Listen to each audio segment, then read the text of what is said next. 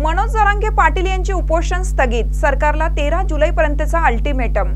मराठा आरक्षणासाठी सगळे सोयऱ्यांची अंमलबजावणी 30 जून पूर्वी करा अशी आग्रही मागणी करत या प्रश्नी 13 जुलैपर्यंत राज्य सरकारने ठोस निर्णय घ्यावा, अन्यथा यापुढे सरकारचे ऐकणार नाही। सरकारने 1 महिन्यात निर्णय न घेतल्यास निवडणुकीत उतरणार। यावेळी नाव घेऊन उमेदवार पाडू असा इशारा आज मनोज जरांगे पाटील यांनी मंत्री शंभूराज देसाई यांना दिला। तसेच त्यांनी 13 जुलैपर्यंत आपले बेमुदत उपोषण ही स्थगित केले। मुख्यमंत्री महोदयांची बोलणं झालेलं नाही, परंतु आमदार राजेंद्र राऊत आहेत ते म्हटले की फडणवीस साहेबांचं त्यांचं बोलणं झालेलं आहे आणि दादांचं पण मला वाटतं फडणवीस साहेबांचं बोलणं झालेलं आहे। त्याच्यातला सुद्धा निर्णय लवकरच आपण या ठिकाणी घेणार आहोत। मला यासाठीच्या बद्दल काल फडणवीस साहेबांचा फोन आला, ते म्हणले तिला मारून टाकलं। काय म्हणते मला एकीच नाही,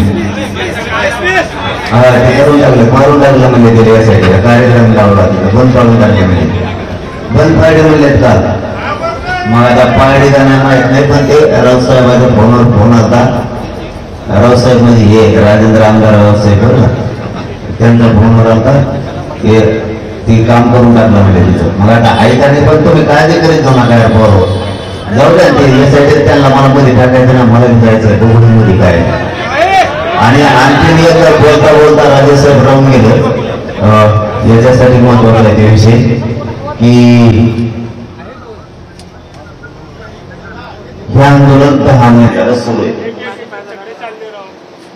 याच्यात जर मी पहिल्यापासून सांगतोय, पण आज लय जबाबदारी सांगतोय माझ्या मराठा समाजाच्या समोर, या आंदोलनात जर कोणी तुमच्याकडून म्हणजे सरकारकडून कामं घेतली असली, कोणी पैसे घेतले असले, मग नाव सांगून का ना, मग मी का सांगणार त्याचं, मला तेवढी यादी दे।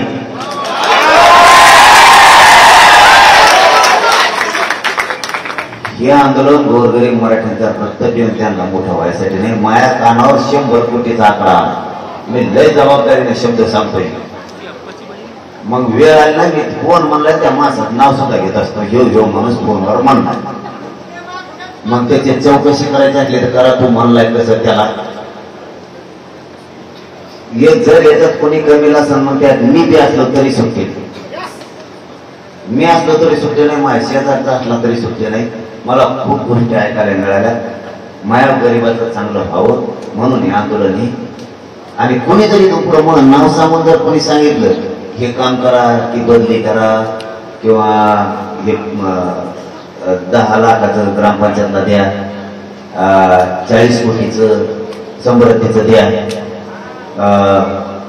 आणखीन 2-4 कोणते मुद्दे आले तर कानावर ते द्या, असं ना। ज्याला कळाले ना त्याच्यावर मेसेज बरोबर चाललाय राजसाहेब, तुमच्या नसेल घेते पण त्याच्यावर बरोबर चाललंय, मला खूप माहिती मिळाली डेंजर हे।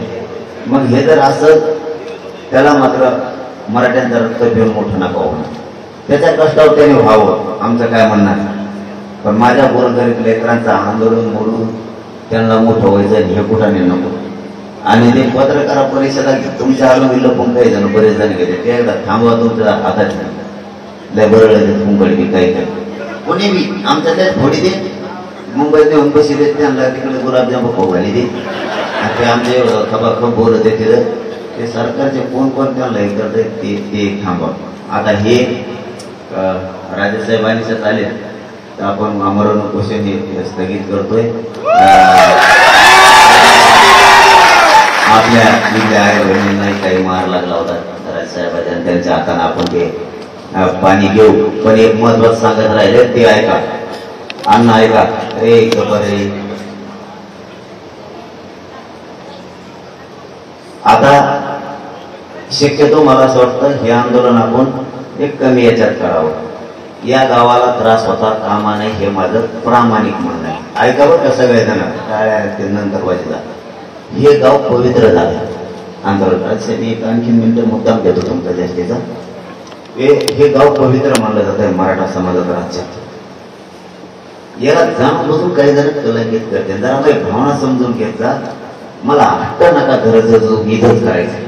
मला वाटतं ह्या गावाला डाग लावू शकते, चांगलं नाव झालेलं आहे, गावाचं पवित्र नाव झालेलं आहे. याला पंढरी म्हणते थोडक्यात मराठीची. आपला समाजी खालं तसं म्हणतो, तिथली माती कपाळाला लावतात. काही जणांना जर जाणून बुजून वेळा उचलला असला तर हे गाव जितकं नावावर पाला ना तितकंच कलंकित होत असतं. कारण एक लग्नात आनंदाचा दिवस असतो, पण एक बेवडं जर त्या लग्नात भरतं सगळ्या लग्नात वाटलं करतं.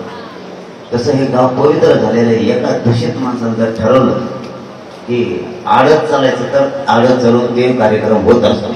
मला वाटतं हे व्यासपीठ आता एकतर ह्या सभागृहात ठेवावं, नाही तर आमचे बाप्पूची तिथं बोळे ते बोळीत ठेवा. तिथं इकडची वर्दळ सुद्धा कमी करावी. या गावात त्रास होता कामा नये. कारण त्रास नाही झाला तरी त्रास होईल असं घडून आणून जातीय तेढ निर्माण करायचं प्रकार या गावात होणार आहे. त्याच्यामुळे हे गाव झालंय मी जरा खंबीर आहे. मी कुठं लढत, मी माया मराठ्यासाठी कुठं लढत, हे माझं प्रामाणिक मन सांगितलंय मी तुम्हाला. मला माहिती आहे गावाने मला त्याशी काय उत्तर दिले. गावाने मला उत्तर दिलेलं मी म्हणून तर विसरू शकत नाही. त्यांनी सांगितलं पुऱ्या गावाला जरी गोळ्या घालल्या किंवा गाव जरी मारलं तरी महाराष्ट्रातल्या मराठ्यासाठी आम्हाला सगळ्यांना मारायचं, इथलं आंदोलन चालवायचं नाही असं त्यांनी सांगितलं होतं. पण आता मी खूप जबाबदारीने तुम्हाला सांगितलंय, मंदिराला दर्शनाला त्रास नाही झाला पाहिजे. तुम्हाला काय काय विकास गावाचा राखाड्या तुमच्या ती टाकून घ्या, चांदीचे डांबरी काय विकास करून घ्या चांगला. काय आणखीन काय प्रकार असतील ते सगळं व्यवस्थित टाकून घ्या तुमचं.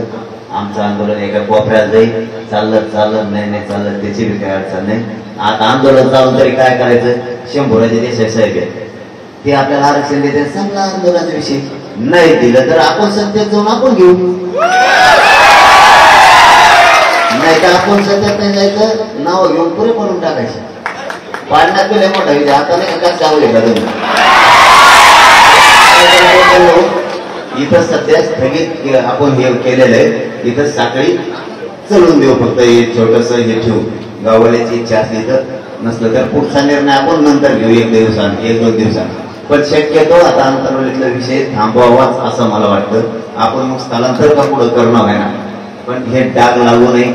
ग्रामपंचायतचा काय ठराव होता, कारण पहिलं वाटू नये आम्ही आज केल्यामुळं पळून जावं लागलं काही, त्याच्यामुळे ते करणं गरजेचं होतं.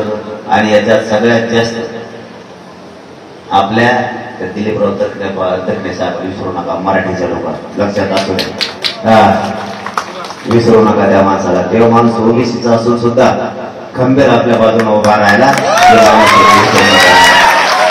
गावकरी सुद्धा वैयक्तिक आम्ही काय आज राहत उद्या नाही आम्ही जाणार आहे, तुमचं गाव सुखी राहावं. सगळं ओबीसीने मराठ्यांनी एक जीवानं सगळ्यांना राहावं. तुमचं ताटात कधी वितुष्ट येऊ नये. तुम्ही प्रेमानं राहा, प्रेमाने काय येईल. तुम्हाला लय वेळेस सांगितलं होतं की एक ना एक दिवस आम्ही जाणार आहे, एक ना एक दिवस आंदोलन संपणार आहे. वितुष्ट येऊ देऊ नका लोकांचं ऐकून.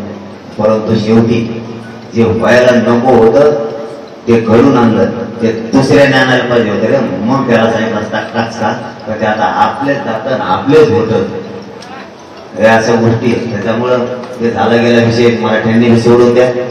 कोणी काय काड्या केल्यात हे ध्यानात ठेवू नका. हे मला खूप जबाबदारी सांगणं गरजेचं होतं, कारण पोरांच्या डोळ्यात रक्त होतं, सळसळ सळत होतं पोर. म्हणून सगळा विषय सोडून द्या. कोणी अर्ज दिले, कोणी आंदोलन बंद करण्याचा प्रयत्न केला का फुटले, कोणी फोडे, हे एकाही मराठ्याच्या पोराने डोक्यात ठेवू नका. त्याला नाविलाजी झालं गेलं ते गंगाला सोडून द्या. फक्त इथून पुढं हे पत्रे भित्रे सगळे काढून द्या, तिथं काय ठेवू नका. आता दोनच ठरले आपलं, कारण ह्या गावाला त्रास करणार आहेत मुद्दाम.